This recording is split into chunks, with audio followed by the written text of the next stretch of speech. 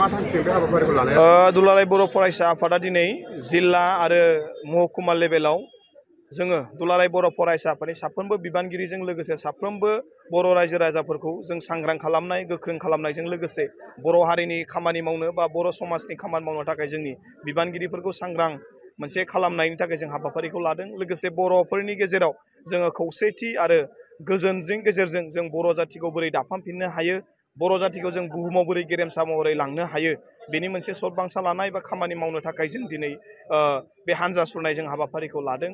लोगोसे बड'फा उपेन्द्रनाथ ब्रह्मनि जि बर' हारिखौ गेरेमसा माहारि दानाय जि मोनसे थांखिमोन आरो बेखौ मोगथां महर खालामनो थाखाय बिथांनि जि आइडिय'लजि, बिथांनि सान्थौ सानस्रिखौ जोङो मान होनानै बेखौ जों अरायबो साफ्रोमबो बर' सुबुंफोरनो बा बर' साफ्रोमबो माहारियारि बर' साफ्रोमबो सुबुंफोरनो जों होनो थाखाय दिनै बे हाबाफारिखौ लादों। लोगोसे जोंनि गेजेराव खौसेथि बिदा फंबाय मोनसे साननाय एना एनि गैयालासे, गावस्रानाय गैयालासे खौसेथियै जों बयबो बर' जातिनि थाखाय जौगानायनि थाखाय जों खामानि मावनो थाखाय बयबो आवगायबोगोन आरो नैबे हान्जा सुरनाय हाबाफारिनि गेजेरजों बेखौनो लादों जाहाथे जों गेदेरखौ मान होनाय, सनमान होनाय आरो गावजों गाव मुं सुलायनाय बेफोरनिफ्राय जानगाराव थानानै जोङो बर' हारिखौ बोरै बुहुमाव गेरेमसा महरै दानो हायो आरो बे थांखिजों दिनैनि बे हान्जा सुरनाय हाबाफारिखौ जों लानाय जादों। बेयो गसाइगावजों लोगोसे बे गसाइगाव साब डिभिजनाव जादों। लोगोसे क'क्राझार जिल्ला हिसाबै क'क्राझाराव आरो पर्बतजरा, बिदिनो क'क्राझारनिफ्राय लानानै धेमाजि जिल्लासिम, ओरै सराइदेवनिफ्राय लानानै गवालपारा जिल्लासिम जोंनि बेसेबांखिनि जिल्ला आफादफोर दङ बेयाव बे हाबाफारिया जोंहा जादों।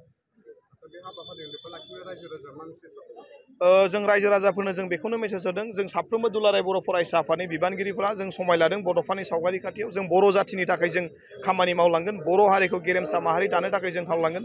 बर' हारिनि जिखिनि जेंना जेंगोना, बर' हारिनि जिखिनि अलखद जाया मानो, जों दुलाराय बर' फरायसाफ्रा जेब्लाबो गसंगोन आरो बर' जातिनि थाखाय एक इन्सिबो गाज्रि जानाय, आसुगुरखौ गासैबो जेंना जानाय जों मालाबाबो दुलाराय बर' फरायसा आफादा खामानि मावनाय नङा।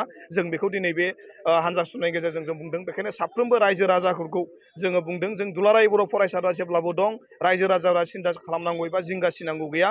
दुलाराय बर' फरायसा आफादा जातिनि जि जेंना जेंगोना फैया मानो जों बेयाव गसंगोन आरो साफ्रोमबो बर' रायजो राजाजों लोगोसे बर'नि साफ्रोमबो दैदेनगिरि बिथांमोना खौसेथि गेजेरजों दुलाराय बर' फरायसाफोरखौ मान होनांगोन आरो दुलाराय बर' फरायसा आफादखौ बयबो जोथोन लानांगोन। दिनैनि बे हाबाफारिजों जों बेखौनो खावलायगोन।